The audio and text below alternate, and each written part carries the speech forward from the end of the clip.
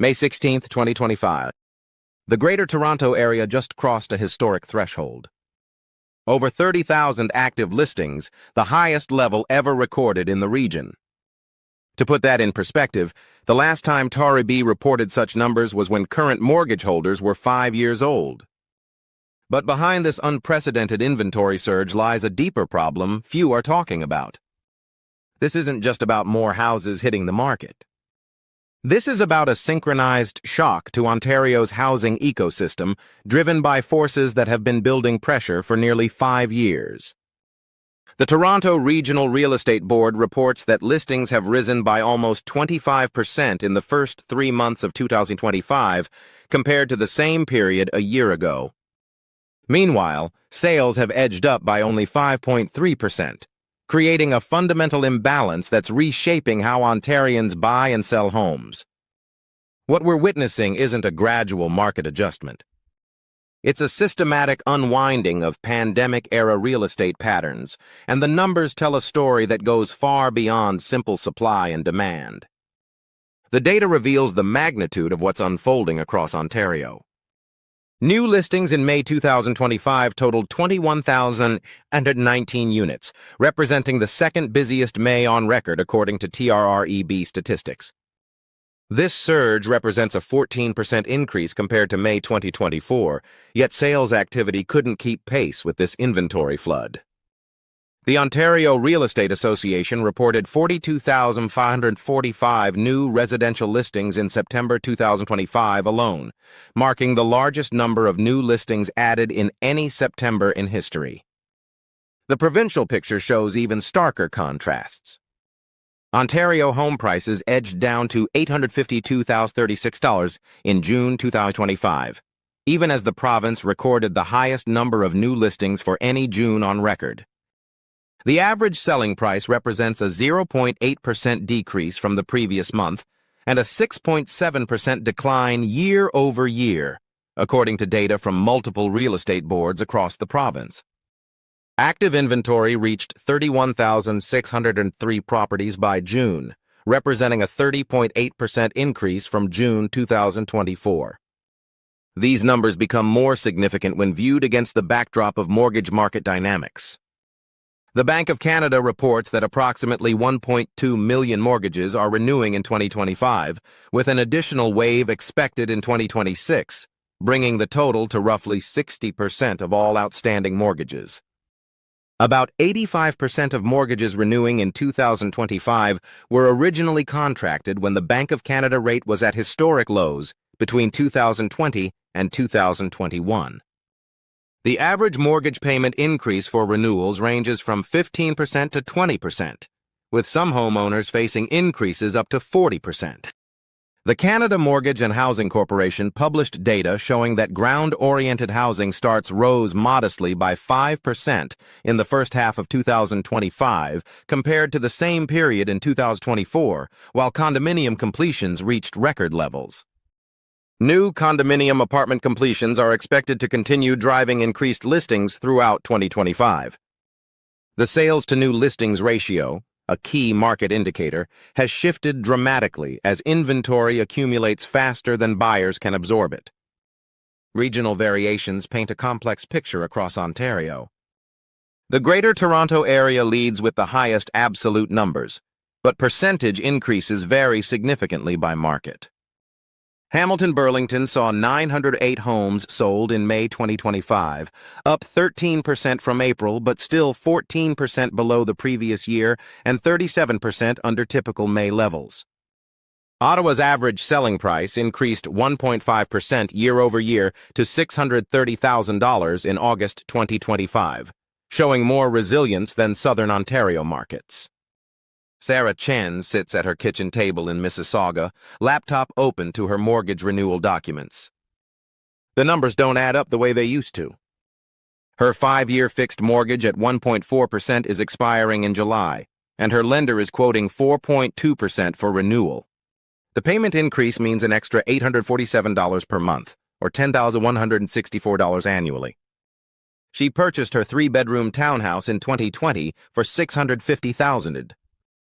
Today, similar properties in her neighborhood are listed between $580,000 and $615,000. We never thought we'd be forced sellers, Sarah explains, reviewing spreadsheets that map her family's financial future. The mortgage stress test calculations show their debt-to-income ratio will exceed lending guidelines if they renew at current rates. The house that was supposed to be their long-term family home now represents a financial burden they cannot sustain. Their real estate agent has advised listing at $599,000, expecting a potential sale around $585,000 after negotiations. Meanwhile, in Ottawa, construction contractor Mike Rodriguez faces a different version of the same problem. His variable rate mortgage has already adjusted upward 3 times since 2022, but his income hasn't kept pace with rising payments. The renovation projects that sustained his business during the pandemic have dried up as homeowners delay major investments. His mortgage renewal in September will likely increase payments by $623 monthly. The equity in his East End home has evaporated as comparable properties sit unsold for 60 to 90 days, compared to the 14-day averages he witnessed in 2021. Lisa and David Thompson represent a third scenario playing out across Ontario. Their Kitchener investment property, purchased in 2019, has become a monthly cash drain as rental income fails to cover carrying costs at renewed mortgage rates. They've listed the property for $489,000, down from their initial asking price of $525,000 6 weeks ago. The rental market softening means they cannot raise rents sufficiently to offset their mortgage payment increase of $534 monthly. The property that once generated $400 monthly positive cash flow now costs them $650 monthly to maintain. Government officials have acknowledged the scale of the challenge facing Ontario homeowners. Federal Housing Minister Sean Fraser announced a $6 billion housing accelerator fund specifically targeting municipalities that demonstrate measurable increases in housing supply. The Ontario government allocated $202 million for its Housing Enabling Water Systems Fund, designed to support infrastructure that enables residential development. Bank of Canada Governor Tiff Macklem addressed the mortgage renewal challenge in July 2025, stating that the central bank was very aware of the pressures facing homeowners. The bank's official position maintains that the mortgage stress test implemented in 2018 should help most borrowers manage payment increases, though they acknowledge that approximately 40% of renewing mortgages will face rates higher than their qualifying rate. Ontario Premier Doug Ford announced a task force to examine options for homeowners facing mortgage renewal shock, though specific policy measures remain under development.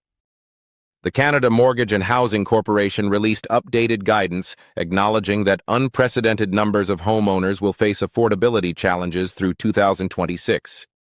Their summer 2025 housing market outlook specifically noted that broad-based economic weakness shows little sign of easing, with housing activity expected to remain subdued while inventory continues building.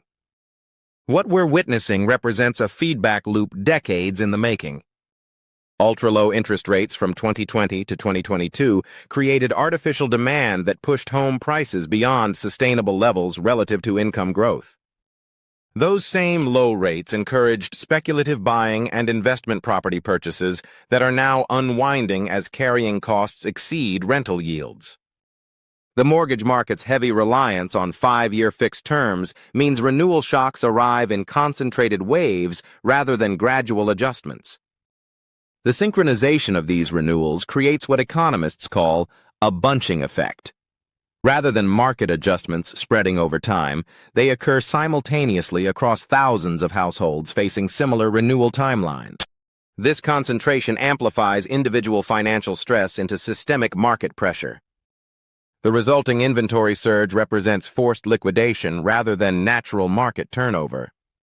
Historical precedent suggests this pattern typically unfolds over 18 to 24 months. The early 1990s recession saw similar mortgage rate shock effects, though at lower absolute debt levels. The current situation differs because household debt-to-income ratios are significantly higher, limiting families' ability to absorb payment increases through spending cuts or additional income. The Bank of Canada's own analysis suggests this cycle will continue through 2026 as the remaining 60% of mortgages reach renewal. Employment market conditions compound these pressures. Ontario's unemployment rate has increased from 5.2% in January 2024 to 6.8% in September 2025, reducing households' capacity to manage higher housing costs through increased earnings. Construction employment, which peaked during the pandemic building boom, has declined by 12% year over year as new project starts slow. This employment shift affects both direct mortgage affordability and the broader economic conditions that support home price stability.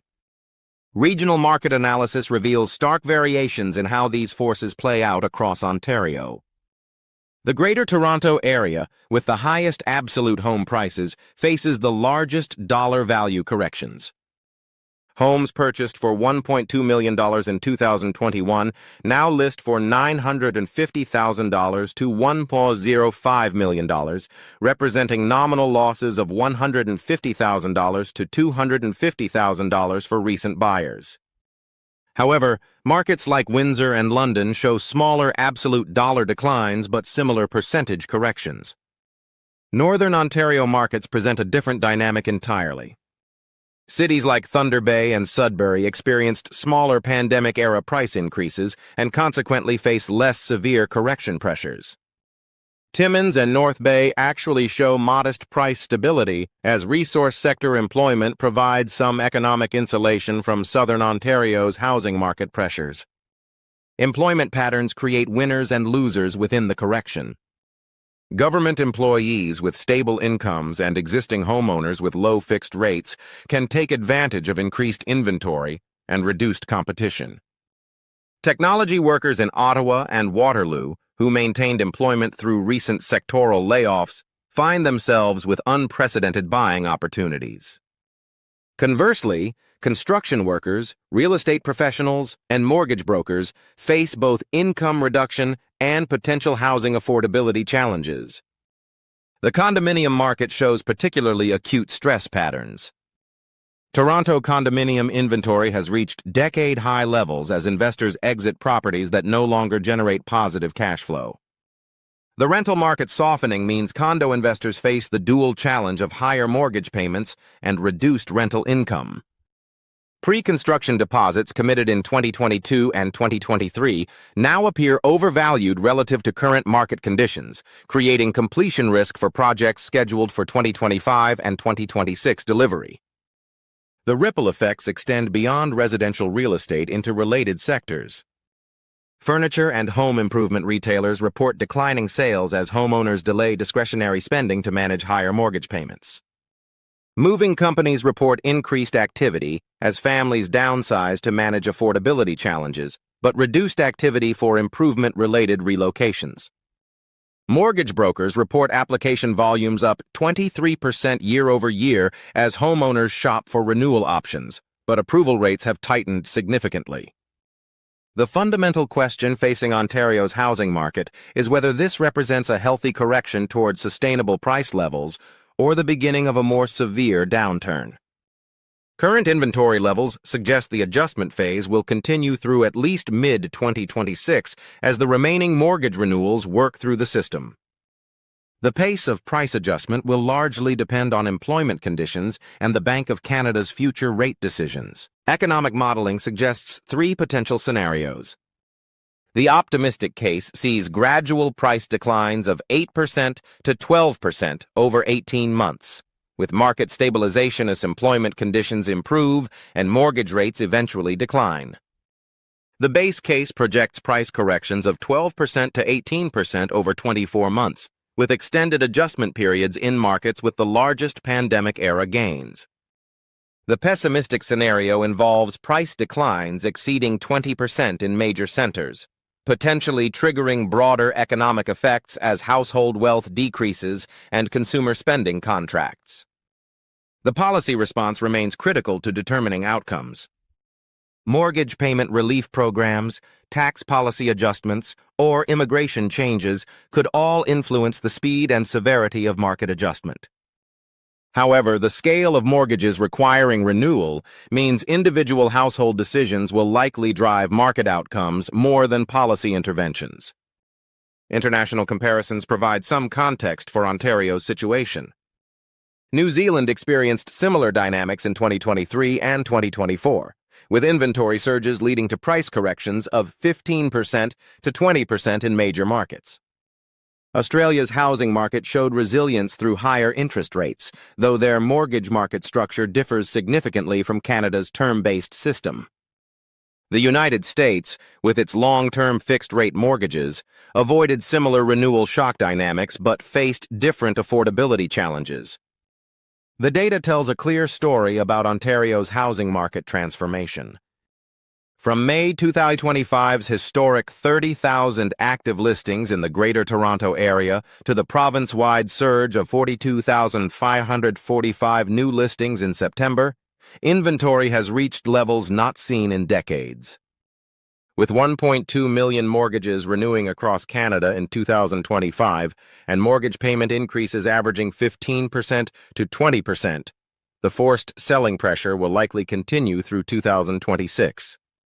Bank of Canada analysis confirms that 60% of outstanding mortgages will renew by the end of 2026, with 40% facing higher rates than their original qualification levels.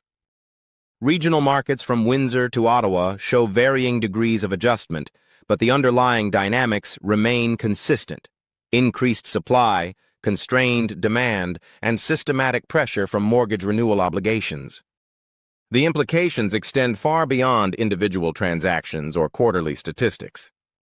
Ontario's housing market is undergoing a fundamental reset that will reshape home ownership patterns, regional development, and household wealth accumulation for years to come. The question isn't whether this adjustment will continue, but how deeply it will reshape the province's economic landscape before finding a new equilibrium.